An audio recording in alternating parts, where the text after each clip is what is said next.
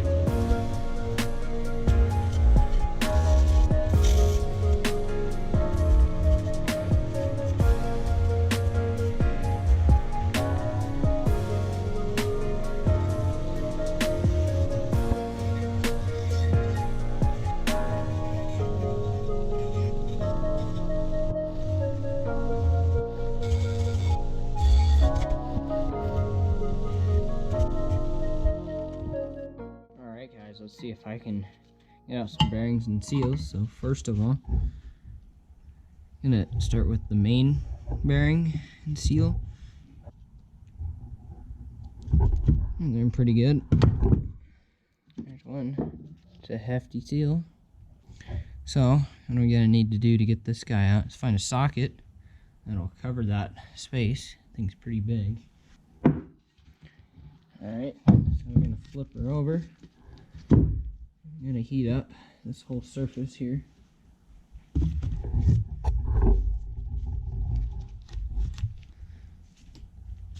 Let's see if we can get her out.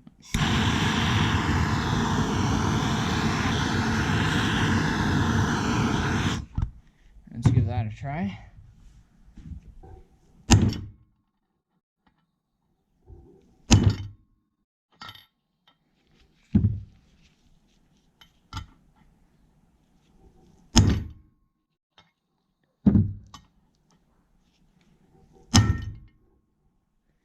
Alright, there's the main bearing. A little bit of a pain, but we got her. Probably still hot. See if the other ones won't come out with a little bit less trauma. I'm going to go with this one next. Get it up on this side.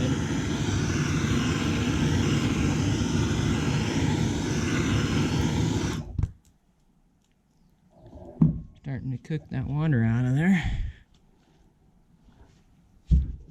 She's getting warm.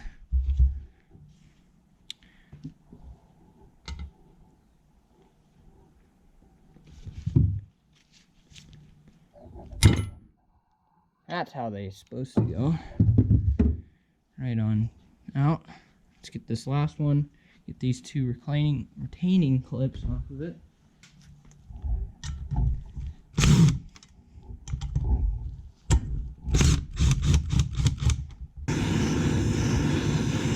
Hardest one. It smells like I'm burning my shirt. Yep. See, that's how you do it, guys. Heat up a little bit, she'll just fall right on out. It's the easiest way to do things, I must say. Alright guys, we were able to get those guys out with the impact screwdriver here. Always good to have if you're planning on doing the bike build. There we go. There's one. Oh, got another one. Just fell out.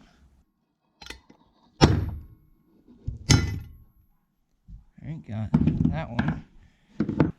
So this guy right here, you're gonna have to pull that out. So we got this slide hammer tool from Tusk.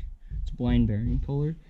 So basically what you do is you're gonna take out the biggest attachment here and put it in here. Alright, so what you're gonna do is you got a wrench to hold the bottom, and you're going to tighten this top nut, and what it's going to do is the whole thing's going to expand, and this bearing's a little bit big for this purpose, but it still works. And this is the biggest one in this tool. Cool if there's a couple that were bigger.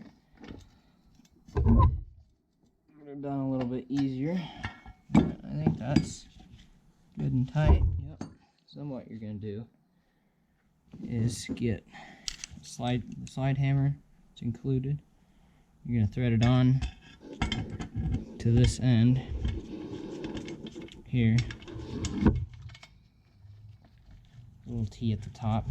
You guys aren't going to be able to see this on the camera. Let me move the camera back. Alright, so what you're going to do here, you're going to kind of hold the case a little bit and kind of do this action. And there's your bearing. Slides right on out. It's the easiest way to do challenging bearings like that. Actually, the only way to do those is then to take apart the tool. You just do it the same way, just loosening it. So that is an overview of the Tusk blind bearing puller. It's a great tool to have if you're going to be doing something just like this. Take it off. It's the same thing, just loosening it.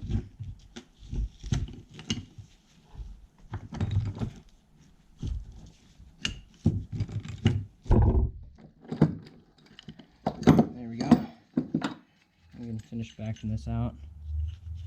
Basically just kind of expands it in there as this comes forward.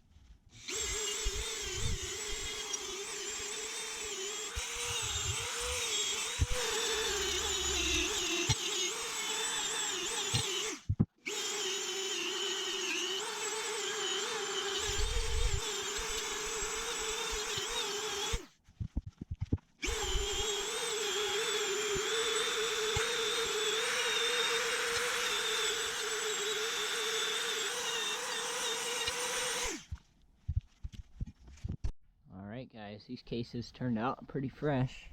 Better than new, if I must say. Because if you remember, the factory finishes that one that they were before, it's kind of not as clean. So I'm going to clean up all the aluminum dust before I put them back together. But next video is going to be putting the bottom end back together. Then it'll probably be a month or so before we can start working on the top end, because we have to send out the cylinder to get it replated and fixed, re-welded I guess in a couple areas. So that'll be the next video, and then I'll start working on other things, probably suspension, triple clamps, that good stuff. So I'll see you guys then.